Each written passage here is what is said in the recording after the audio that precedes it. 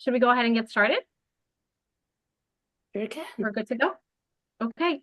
Yeah. Hello, everybody. And I see we have some people here with us as attendees. Welcome. Thank you so much for taking the time to join us here today in this space as we have this conversation. Um, I think let's start with introductions. How about that of our panel real quick? And then from there, we'll go ahead and jump into our conversation. The purpose of today's conversation is to talk about mental health. So thank you for carving out the time to be here and to talk about this critical and important topic. We want to talk about where we are right now in terms of mental health, where our students are, and very critically and very importantly, what can be done as we move forward. What can be done as we support each other, and what can be done as we support our students. So we have an awesome panel here with us. Thank you so much for, again, being a part of this, whether you're attending or whether you're part of a panel. So we'll go ahead and start with introductions. My name is Joanna Malbeck. I am a lecturer in the education department, and I've been working with Jason and Helen and Laura on many civic engagement initiatives as well. And I'm so excited to be here. I'll pass it over to Helen. Hi, everyone. Good afternoon. My name is Helen Margaret Nasser. I'm the director of the Student Union and Intercultural Center at Kingsborough, and I'm happy to be here to talk with all of you. I'll pass it to my student affairs colleague, Hattie.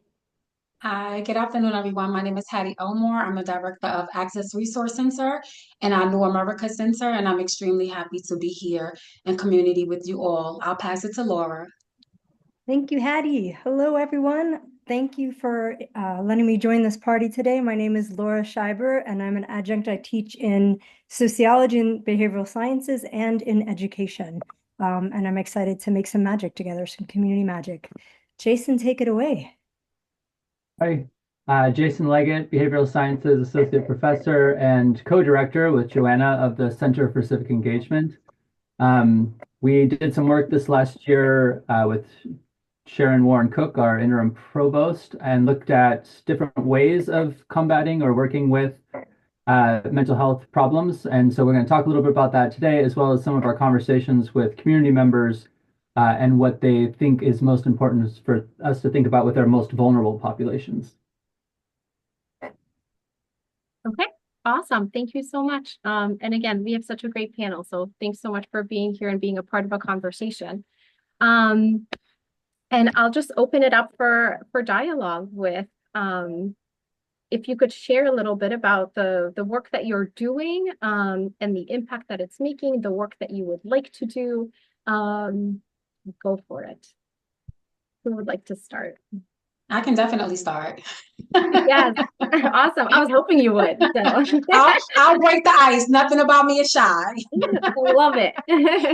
So let me just say that I am definitely purposeful in regards to this work that we do for our students and their needs.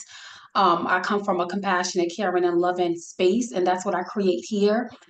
So I care more about the students as a human than I do as an actual student sitting in the chair. So a lot of the work that I do and a lot of the programs that I provide is definitely from students sitting and being vulnerable and crying and letting me know what it is that they need. Not what I think that they need, not what our community thinks that they need, not what CUNY thinks that they need, but they need personally for themselves. And right now, our New America Center is packed. Right, so we are getting extremely booked. I have some SE classes. I'm about to go and make a couple of announcements in. I have people requesting to speak with Eric, which is our immigration attorney. If you did not know, we do have an immigration attorney. He is here physically on Mondays and Tuesdays from 9:30 to 5:30 p.m. It is by appointments, but he also takes walk-ins. But a lot of our students have a lot of fears. Right. So they have a lot of fears around the new administration. They have a lot of fears with CUNY as a whole and how they're being cared for and protected. And we don't have all the answers. And I'm not going to sit here and tell you that Eric has all of the answers because he's also getting things daily as well. However, he is an expert at this, right? So he is the immigration attorney. So as well versed as I am, I say that I'm an attorney, but I'm not. So I'm not going to discredit his actual JD. But he definitely is here to support our students. Our students are in fear. Our students have a lot of questions. Our students feel like they're not getting enough answers, and not just by this institution, right? Just in general, about all the news that's coming out, everything that's coming out daily. And I see that they do need to be cared for a little more.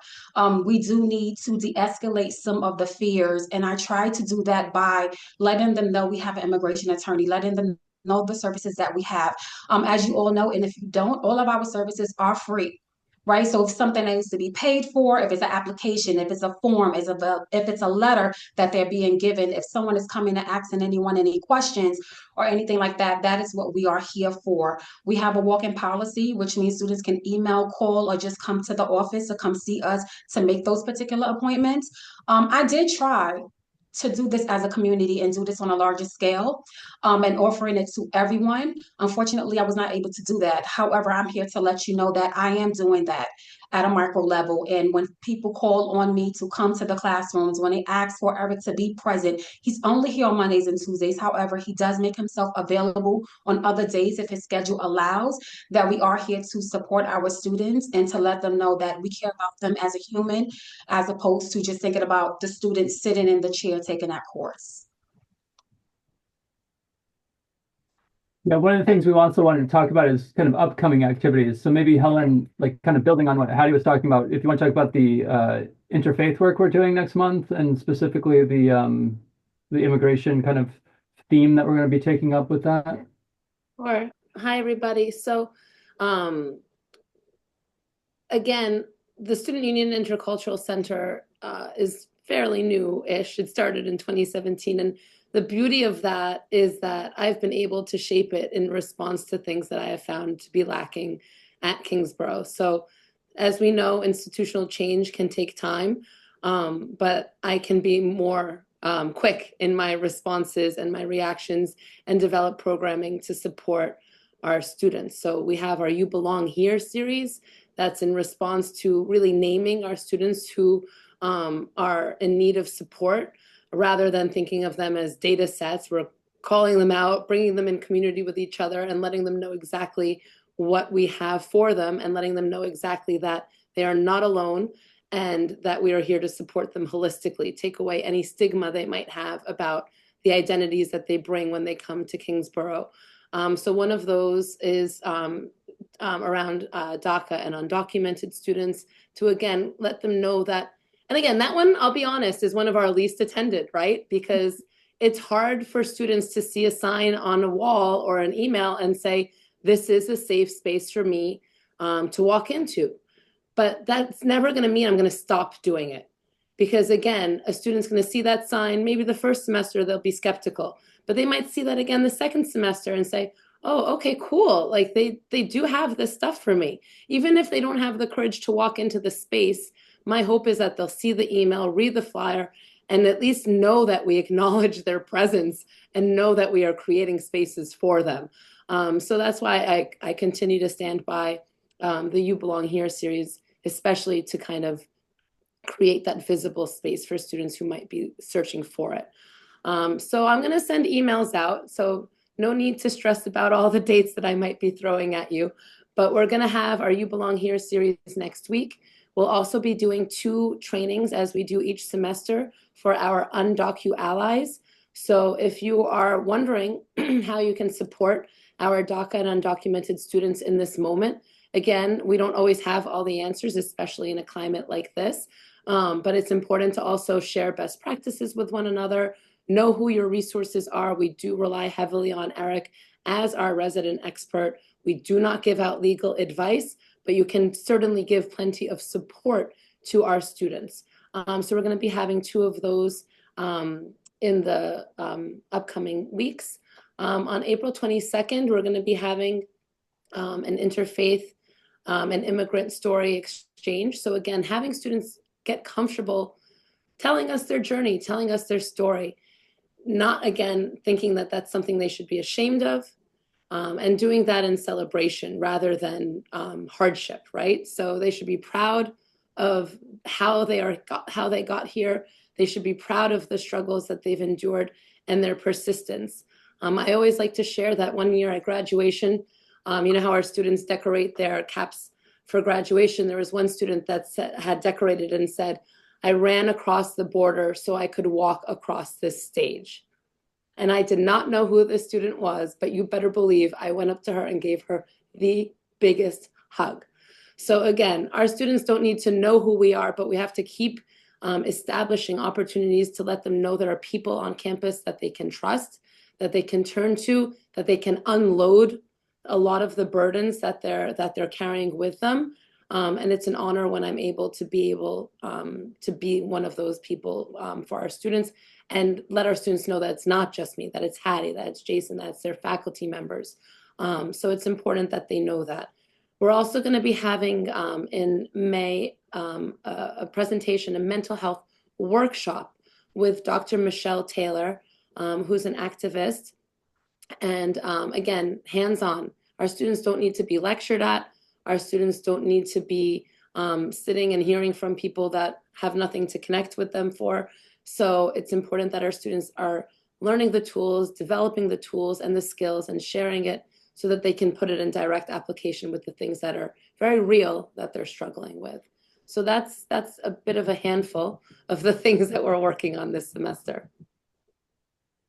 Helen, I do want to give a shout out to your, you mentioned that You Belong Here series, and last week in class, we were talking about culturally relevant and sustaining education, and what does that look like? And one of my students said, when I was on campus and I saw You Belong Here, she said that made me feel, it was just a little phrase of encouragement that I needed in that moment. And I just wanted to share that story because I do think that connecting that to also what Hattie was saying about seeing students as they are, seeing them as human with lived experiences, complex experiences, and just keeping in mind that it's in the little interactions, it's in these big events that go a long way, but it's in these little interactions and words of affirmation that we can truly make an impact, and it goes a long way. Yeah, one of the main things that one of our community partners, a journalist, Romel Ojeda, was talking about with Jade Pazron, one of our student research assistants, was this idea of when we're talking about immigration to talk about uncles and aunts and teachers and soccer coaches, right? And not just like continuing to say migrant or immigrant, right? But like recognizing that these individuals have connections to the network and to their families and to our communities. And I think that really builds on what you're saying, Joanna. For sure.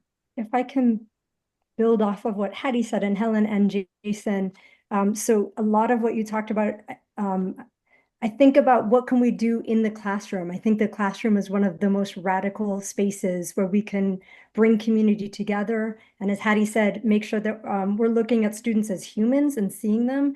And in a context, in a political context, I think it's more important than ever that students feel heard and seen, and that they realize that they matter, that they're important, and that they're part of community. And so I really appreciate what Hattie said, what Helen said, and Jason. And so one of the classes I teach, and it's such a privilege to teach sociology ESL students. So it's students that's coming from all over the world and thinking about what are the practices and what can we do inside the classroom to build community. So what is it that we're doing that everyone has, that they realize that they're a part of a community, that their voice, their participation, their perspective, their journey helps us all learn together. And what are some of those practices and ways that we can make sure that people are seen and heard, even if we have different perspectives, and maybe we don't see eye to eye initially, but in what ways might we build trust, community, and a sense of belonging inside the classroom? And often in one of the sociology classes, the learning communities for ESL students is often they talk about their journey with visuals and storytelling and ethnography about where did you come from? How did you get here?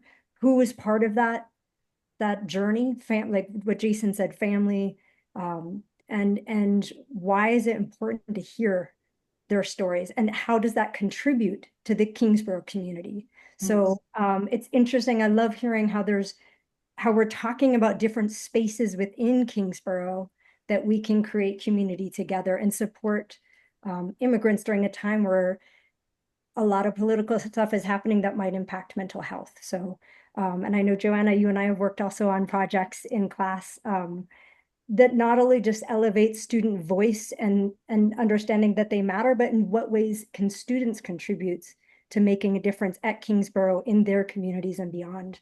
And in what ways might that intersect with mental health? And I think, Laura, with what you shared, I really appreciate every single bit of what you said. And for us to see that sense of community as foundational to learning, it's not either or, it's if that community is in place, if those stories are in place, that's where authentic and true learning happens. So if I think about teaching at all levels, and sometimes getting caught up in the learning outcomes and the objectives. And it's like, well, you're not going to get there unless your students are actually paying attention and invested. And how do you do that? You build that sense of community by elevating their voices and their stories. Maybe as a way of brainstorming in a way, we've got Libby Garland's History of Immigration. We've got Catherine Ma's Psychology of Immigration. We've got Ivana Espinet's teaching Emergent Bilinguals. Helen and I have been doing immigration themes in our constitutional law class. Joanna, I know you've also done the family-based immigration work, and Laura, kind of piggybacking on what you just said about in the sociology classroom. Putting you on the spot, Hattie. From your point of view, in helping students navigate life issues, or life events is what I think Dr. Cook called it in her article.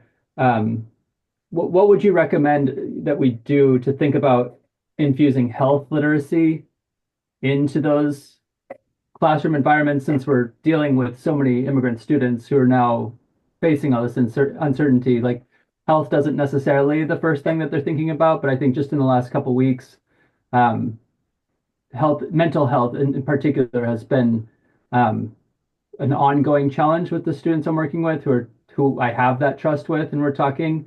I'm happy to help them on that one-on-one level, but I want us to think a little bit more about the systemic, right? What can Kingsborough do, and what resources, and how can we kind of work small and able to kind of together, though? So we have to cause good trouble, right? Yeah. So a part of that is that we work for a community college, but are we really a community? Right? So we have to think about the fact of where we're lacking as a community and where we're lacking for advocacy for our students and our community as a whole.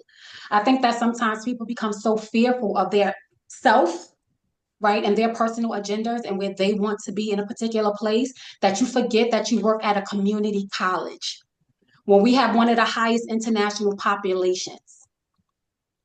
Right? So we have to look at the people that we serve, and are we actually showing up and serving the community that we say that we serve? So I think that once we get that part together and start uniting again as a community, we don't just have to bring these 5 squares together, right? But we can actually bring the whole community together without being fearful of what the reaction is going to be. And I think that that's how we help with their mental health, because they have to know that every space is a safe space. So not just someone who have a safe zone plastered on their front of their door, or someone who you feel like is not going to put you in jeopardy, or, to call you out, or to expose you. But you know that you actually have a community that has your back, who is going to advocate for you, who's going to educate you, who is going to help you to navigate through these systems and resources that we do have. Once again, we have to de-escalate fears. And unfortunately, some of our students are fearful of some of us, because we don't let them know that we are a community and that we are advocating for them and that we are on their side. So they really don't know who to ask, right? So if a person goes to you first, Jason, and they trust you, you then sometimes have to really let them know that you can trust Hattie. You can go to Hattie. You can speak to her about this. It's okay, right? They may be in fear of that. They may not know the space that I come from. Somebody might have met me during orientation where I'm loud and live and bright, that they don't understand that when they come to my office, I'm mute. I give them the space to say what it is that they have to say, and whatever comes up for them, I want it to come out. they haven't met me in that type of setting. You may have to convince them of that and let them know I'm not going to be loud about their issues, but I'm going to advocate for them extremely hard in the background. So I think once again, we have to come together as a community. We have to not be afraid of doing the good work and making good trouble. We have to stand together. It has to be where if one of us wants to come and create this safe space for them and create this community for them that we're allowed to. And once again, you're not worried about self in a moment where we should be worried about community. And I think that that's where we lack, because like I said, I am not the immigration attorney, right? But if they meet me first, it may be something where they may not want to go to Eric, but I have to convince them of that. Like, listen, I'm not actually the attorney. I can't answer all of your questions. I don't know everything. So I'd rather you go and speak to Eric. They have to first trust me enough to even go and make the appointment with Eric, right? So all of our spaces, we have to have one voice, one message, one word. We all have to be clear on what it is that we want for our students. Once again, we're a community college and we have to move as a community. Beautiful. Yeah, I'll add to that, Hattie. And again, Hattie and I have presented at conferences together because we, as Hattie says, we tag each other in. We are allies to one another, and as armies of one, basically in our roles, that's how we're able to sustain our work, and that's how we're able to sustain one another.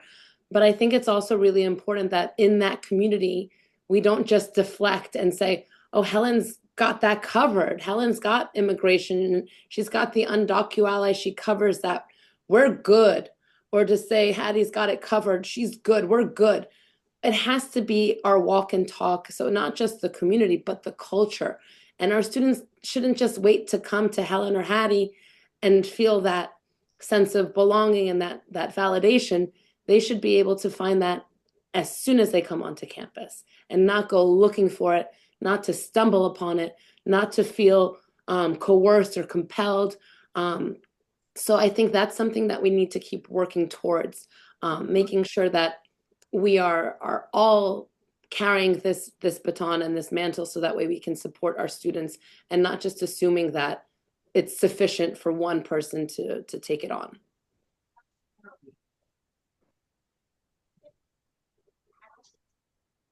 I think just building a little bit on what Hattie and Helen you're saying, I had a conversation with someone recently that shared with me just sharing about their experience, all sorts of experiences, and then coming to the conclusion that they felt uneasy because there was no clarity with whatever they were going through, and ended with this really powerful quote that says, "Where there is clarity, there's peace."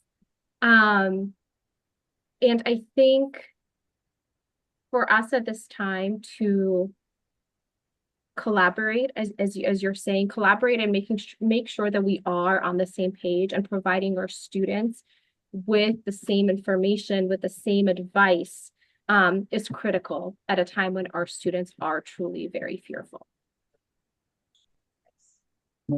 One of the practices in the classroom that I do that help students know of some of the resources or tap in to Hattie or tap into what Helen was talking about is actually asking students, just as an icebreaker, name something that Kingsborough's offered that you did not know existed and you think that you're psyched about and that you think that would be helpful to other students. And what's so joyous about it is that it seems that no matter what semester it is, students really do share information. Then they realize that they're not just here to learn information, but that's another opportunity where they can see where they can support each other. And they often talk enthusiastically about the resources that Helen and Hattie have talked about. Every semester, I have students that have talked about how it's fundamentally been an important part of their journey.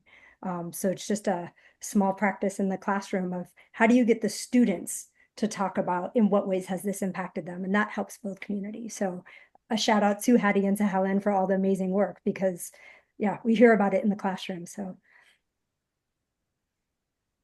I mean, our students are our best salespeople, right? So when students hear, they can hear Hattie and I talk about what we offer, and I've had colleagues say the same, but if a student can give the sales pitch, if they can make the spiel, then it's so much more convincing and compelling student to student. So that's a great practice that you do in your classes, Laura. And it doesn't even have to be a sales. It's just authentic. This is my lived experience, and this really made me feel supported. So, yeah. So Part of what we do in education, as our students progress in their coursework, they do fieldwork hours within elementary or early childhood classrooms.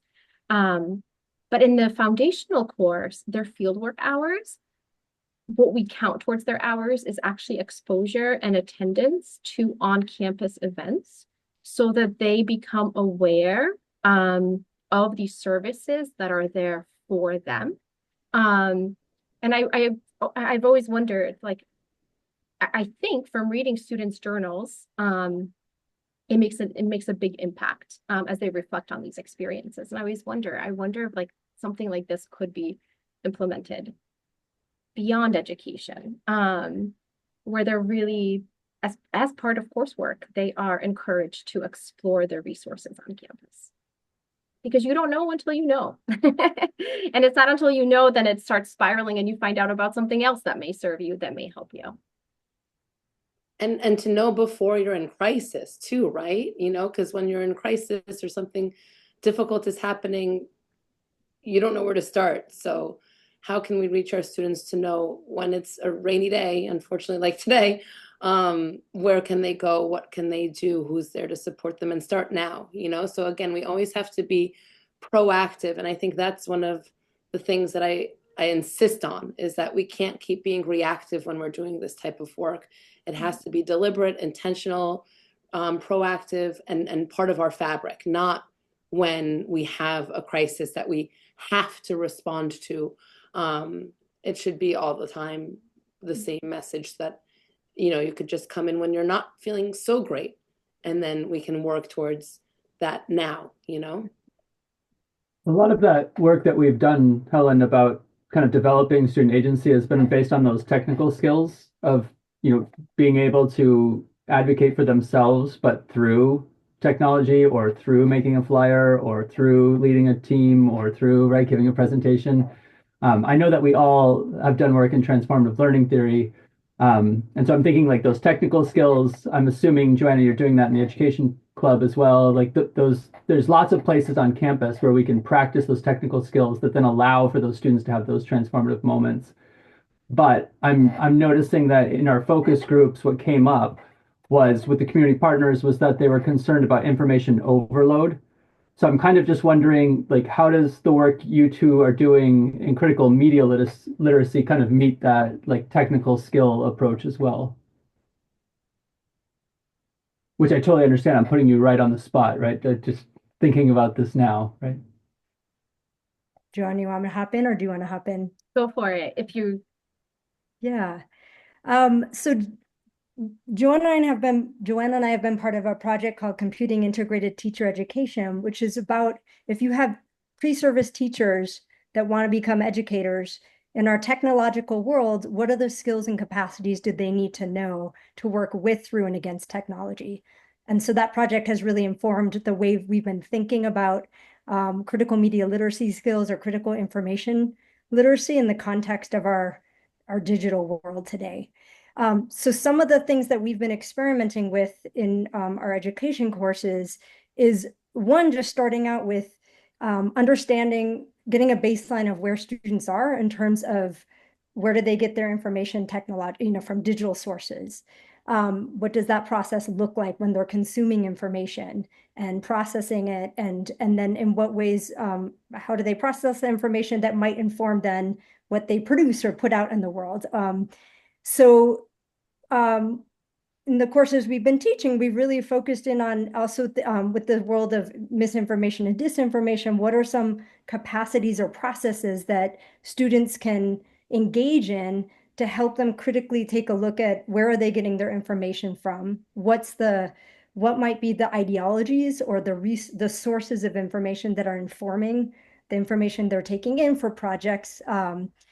And in what ways can they start to look at power dynamics? Where are they, whose voice is being seen and heard, whether it's in mainstream media, the news, research that they're taking in, whose voices is included and who's excluded, and how does that impact the way we make sense of the world, who is seen and who is not seen, which seems particularly important now that there has been governmental processes that are trying to erase historically marginalized populations. And so it's more important than ever to encourage students to think about critically who's producing information, what are they consuming, in what ways could they have voice when they produce information.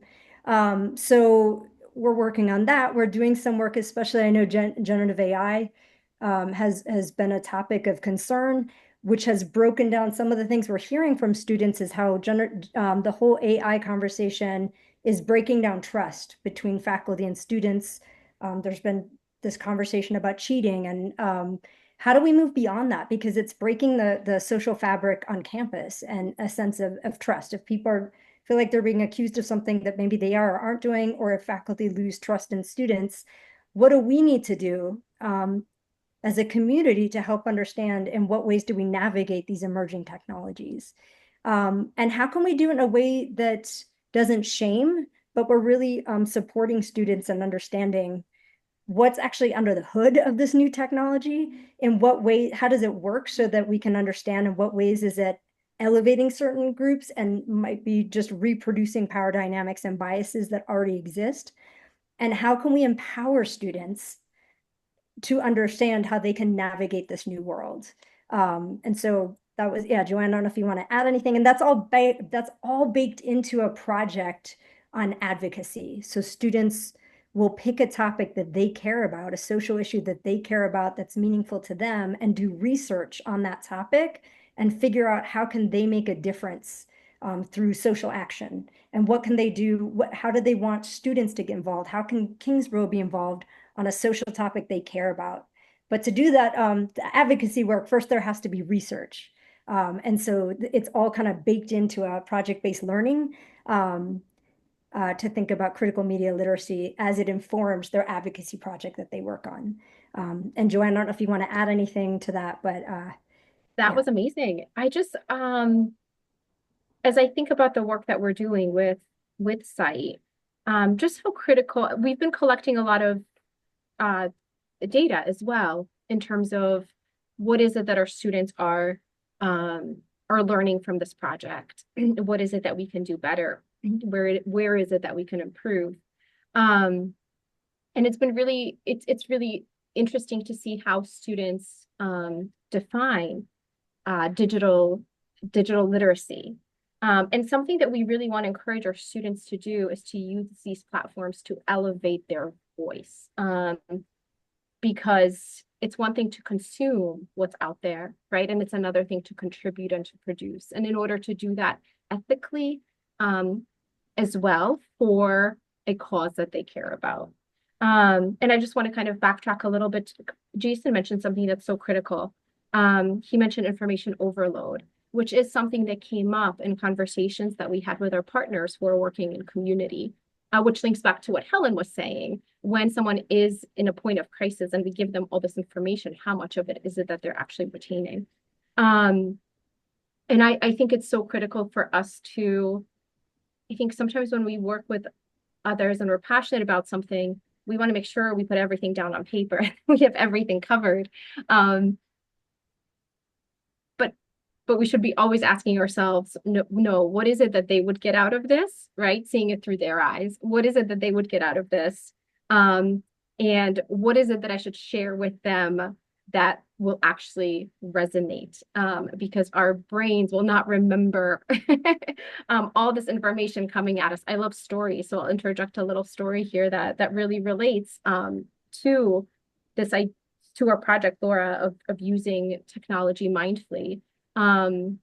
I've been working with our local schools on this, and there was one mom that approached me who made a contract for her daughter's use of a cell phone.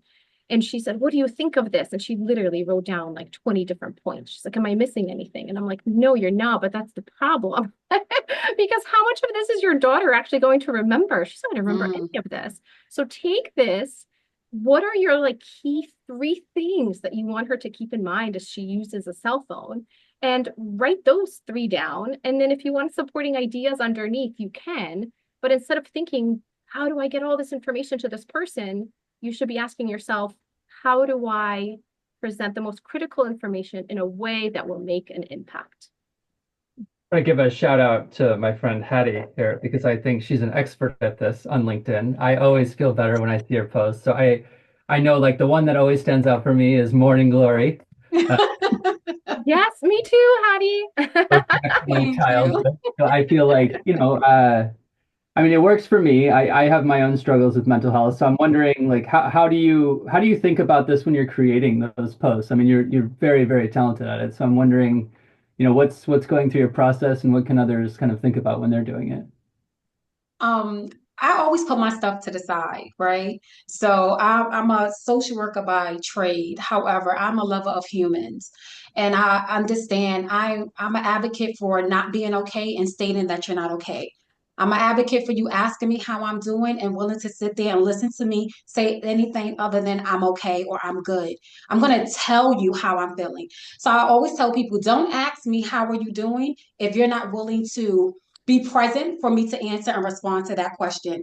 Because if I'm not doing well, I'm going to tell you that. And I'm going to think that you care, which is why you asked. So just say hello and keep it pushing if you don't really want to know how I'm doing. So I really want to know how people are doing. I think it's important to check in with people's hearts because I think that we don't check in with our heart enough. So one of the questions I do ask people, especially if I'm doing my own personal sessions, is how is your heart today? Right? Is it heavy? Is it light? And then what is heavy about that? What does heavy feel like for you? So it's me really wanting to let people know that you're loved. You're loved, and that you are seen and that you are heard, which is why I say when people come and sit down, the Hattie you see at a presentation is not the Hattie that they get when they're coming into my office. Right? The Hattie that they're receiving when they come into my office, I am very much mute. I know how to do that. I worked on it, right, Helen? So I am very much mute. I allow them the space to say what it is that they have to say and whatever comes up for them, I want it to come out. I'm definitely a believer in closed hearts don't get healed. So like closed mouths don't get fed, closed hearts do not get healed, which means if you don't allow me or someone to check in with your heart, we won't know what's going on with you. So a lot of that times it's really that, I am speaking that over your life. So I'm speaking for you to have a glorious morning, not that you are. So understand that I know that when I say good morning to folks, I'm not thinking that you're having a good morning. I'm speaking that over your life. This is what I want for you throughout the day. Right? This is what I want to happen for you. Some of us are not waking up on the good side of the bed. Some of us are not on a bed. Right? Some of us are not in safe shelter.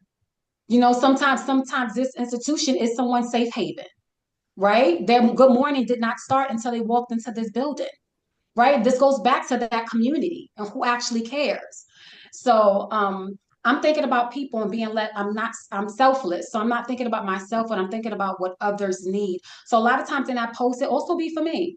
Sometimes I'm not okay and I need to encourage myself, right? And through me encouraging myself, I'm just like, how many other people need this? How many other people need to be loved on right now as much as I do? So it's looking beyond myself. This work is selfless work. First of all, it's rewarding and heartbreaking at the same time. And I will say it all the time. Social workers are not respected. This is not a field that is respected. And my fellow social workers on here will tell you, because I see some of you in a room, that it's not a respected field at all. You definitely do this because it's your purpose, it's from your heart. I'm able to get paid to do what I love, but I would never have a social work title because it's not respected, right? It's hard work. But at the same time, I get to do what I love and get paid for it. And I know that this work is beyond me.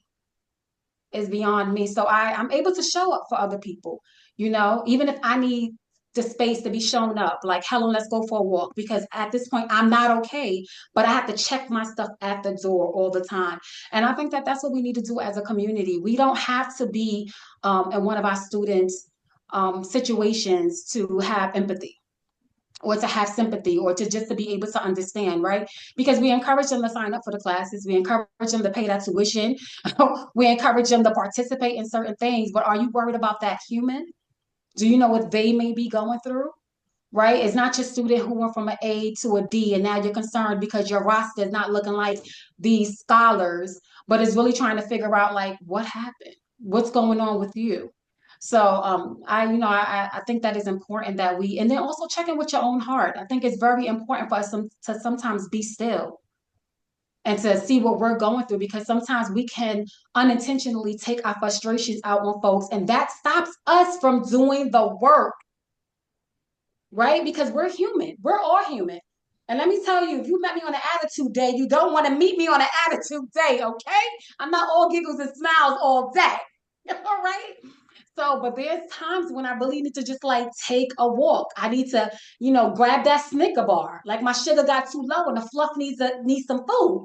So, it's very important for us to be still when we have to in order to do the work. And that's where I come from. I come from a place definitely of love, compassion, and care. But I also know that I need that. And I didn't always know that I need that. I gave until I was depleted and then still had to give because I still have to show up for folks. So it's the morning glories are not just for you, it's for me. The bright flyers, the very short words, because we don't always got to say too much. That is all intentional. Every email that I send out, all the language that I use, the words that I use, I can't use AI because it will not sound like Hattie, right? But all of that is very much intentional because sometimes our smiles is the only smiles that they see. You asking them how are they doing, it's probably the only time somebody checked in with them. You showing that you care, you giving them some eye contact, like all of that matters. And it matters with our students who are now, once again, fearful of life in general, waking up and not knowing what's going to pop up on the news, what's going to happen for them. If they come here, are they safe? Are we going to protect them? Are we going to fight for them? Right? There's DOE schools who are letting people come and invade, but then you got administrators who are stopping like their chains at the doors and not letting anyone touch those babies. So who are we going to be? Are we going to be the chain holders or the chain breakers? I'm choosing to be a chain holder and I don't care. And anyone can quote me on that, right? Because once again, I'm here for the community. This work is beyond me.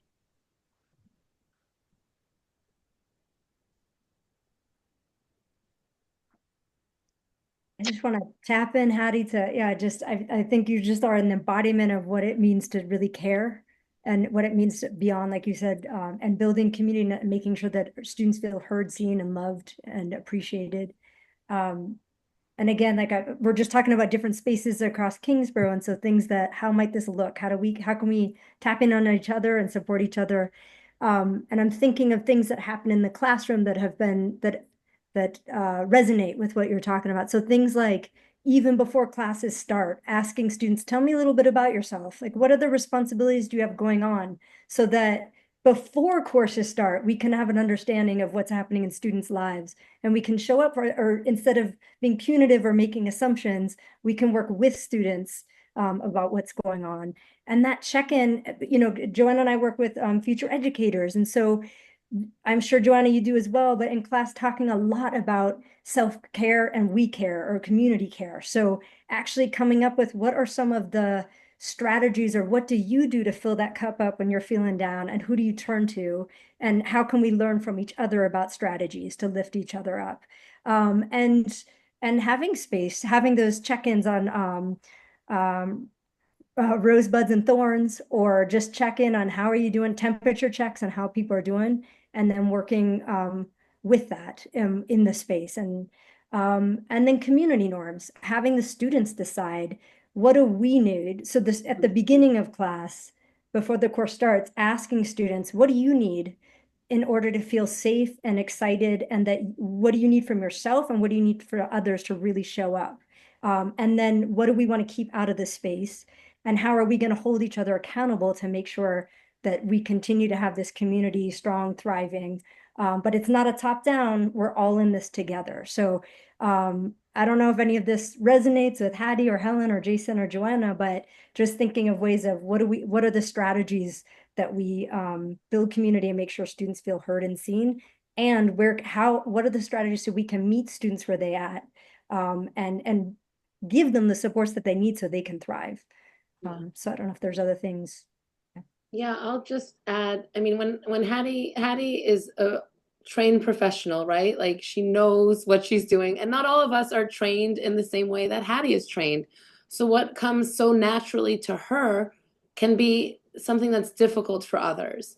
So here are some tips and tricks, right? If a student is coming to you, and again, I find myself like, oh, okay, so first I'm going to refer them to Hattie, and then I'm going to take them over here, and then I'm going to refer them. Like, there's that stillness that Hattie mentioned. Like, listen, just listen. Because if we're working on building trust, if I'm shooing them right out my door to go straight to Hattie, did I build a rapport? Did I establish a relationship with that student? So that stillness is important. Sit down, move away from your desk, face them, remove all the distractions, close the door if they're okay with it, so that they see that they're not an intrusion, they're not an inconvenience. Remind them that they are the reason that we are here. So we welcome that intrusion, make them feel comfortable taking up that space with us. So those are things that are important for us that don't always come natural when we've got an inbox full of emails, phones that don't stop ringing, people that are asking us to do all of these things. You have to make sure that we are creating those deliberate spaces to be intentional so that we can build that trust. And other things, other responsibilities, other duties, other tasks, it's okay, because the person that took up the courage to come through that door to ask you a question and be vulnerable, that's what we can't mess up. That's what we can't miss. That's what we can't neglect. So it's not always going to feel comfortable or natural, but make yourself uncomfortable at the expense of making our students feel comfortable. I think piggybacking on that, Helen, is that, I mean, I met you right before I went through a brain injury, right? And so those tactics that you have talked about now, you did back then with me, which was what allowed me to trust you, even though, as I like to tell people, we couldn't be more different, Helen and I. I mean, totally different backgrounds, ways of thinking. So I think, over time, I think you've helped me see about kind of being our authentic self, right? Bringing in, not trying to be two people, right? I see people struggle with that at Kingsborough, where they're trying to be one way on campus and then they're trying to be somebody else off campus. And to me, that was just, I mean, my brain can't accept that reality. That's too much. I don't know what would happen to me, but it wouldn't be good. So I'm thinking also, Joanna, when we were talking about like that authenticity of trying to be who you are, that necessarily includes like vulnerability and being not okay, like you said, Hattie. But like just this kind of weird kind of coincidental story is that Helen and I were at a AAC&U conference in January, and we were in a bookstore, something that she knows that I like a lot, and she knows she can get gifts for her kids. And so there's that kind of shared exchange of just being kind, and she finds a book and she hands it to me, and because she thinks it might be useful for me based on what she knows about me and that kind of interest in caring for me. And then that turns out to be an author, Annie Luentas, that we're having come this semester. I guess I should say the date, right? May 13th. And then that connects to work that Gordon L. Young is doing and that others are doing on our campus. And I think like tying back to Hattie, when you and I were doing on homeless work and kind of thinking about the work you were doing and then doing my own research, I found that our queer and trans students are the students that are most vulnerable when it comes to housing. And so there's kind of like all these connections that come through. And I'm not saying Helen was like the cause of that, but I think like that authentic relationship, which was allowed me to be my authentic self. So I'm thinking like, how can we keep that kind of energy going? And Joanna, does this, I mean, I feel like this is what you're trying to establish with the community of practice for faculty. And I guess, I mean, staff could come as well. And I think, right, they should, right?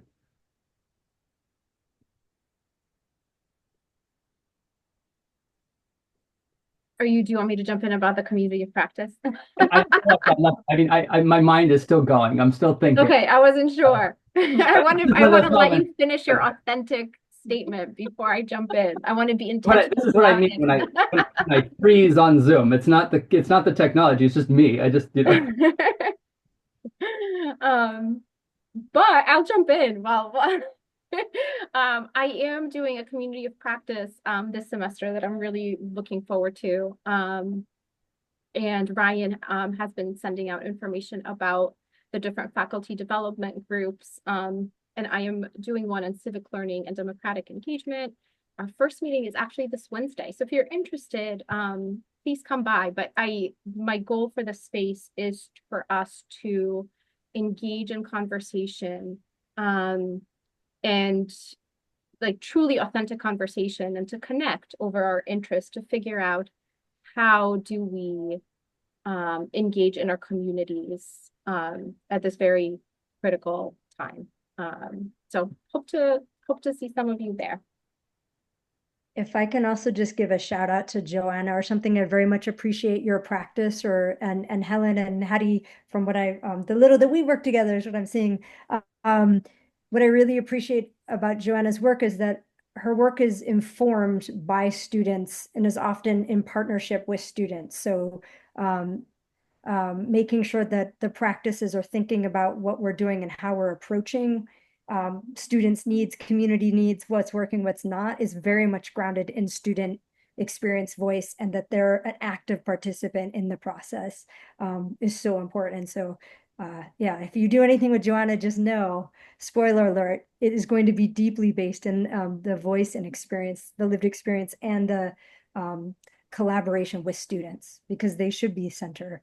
So Thanks, Laura. Yeah, I always say that I feel like control is like such an illusion. And it's almost ironic because I think sometimes as educators, we're like, it's like that mom I told you with that phone contract, right? It's like as educators, we want to cover all this content. And actually, to be effective, it's cool that you know that. It's cool that you can bring it in. It's always good to have a backup plan.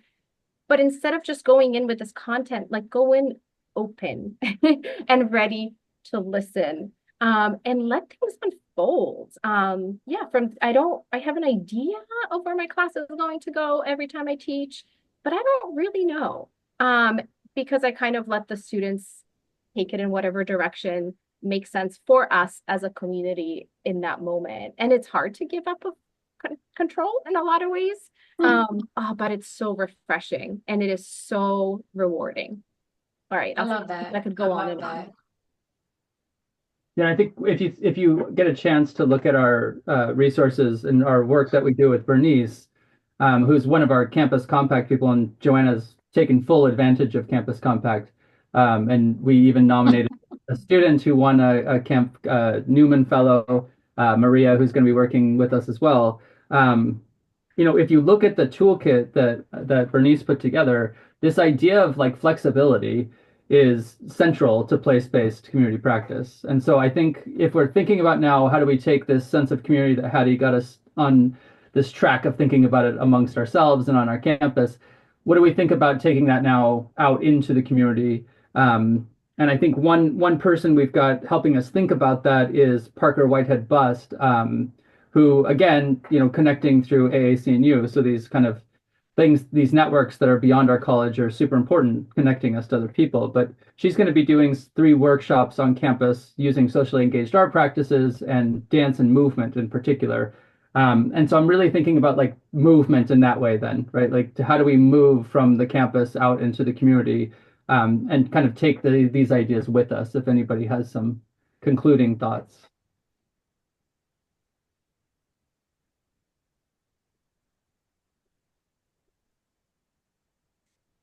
Excited to see, so I'm super excited to see the direction that will go. I'm excited to see how we can take this conversation and make it a lived experience and build community together, not just in Kingsborough, but beyond.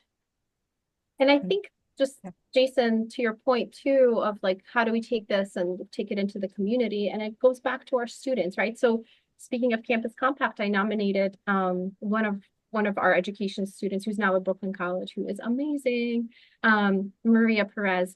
So I nominated her for the Newman Fellowship, and she's going to be working at a school where she did her field work placement, going back there and running a few workshops that actually connect back to her EDC 200 project that started years ago. So again, like those connections are there. Those connections are clear. We are all connected, and I think it's just a matter of like taking time to explore them and collaborating with our students and letting them lead these initiatives. I think that's how we get these initiatives Yeah. into the community and connected to the community that matters to who we serve, who we are here for.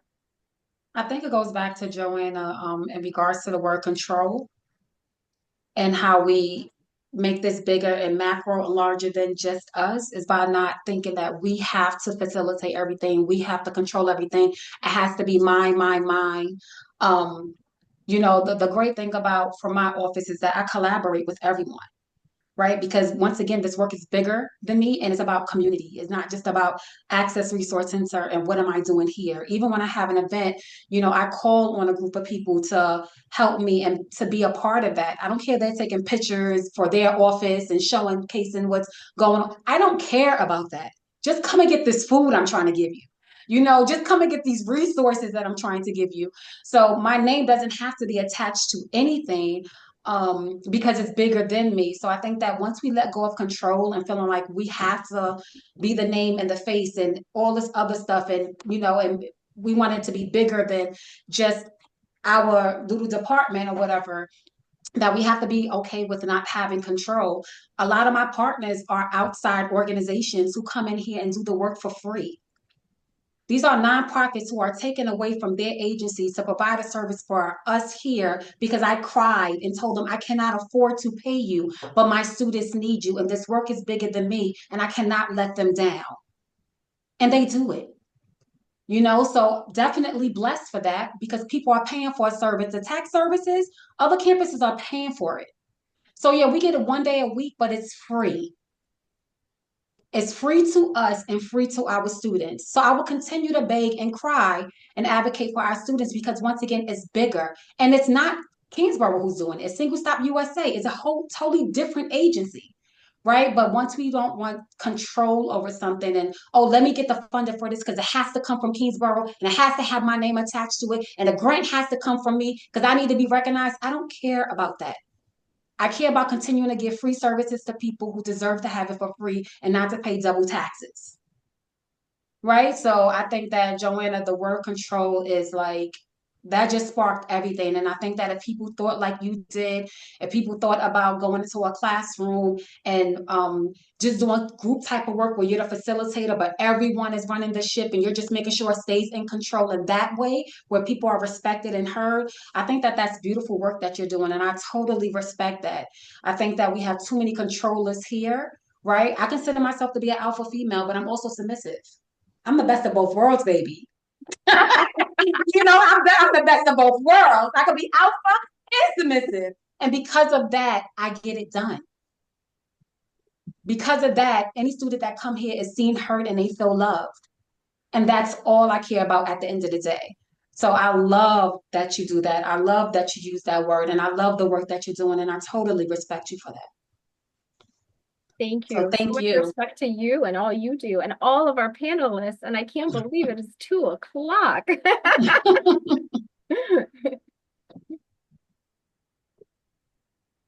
Who's ending it? Oh, that's it.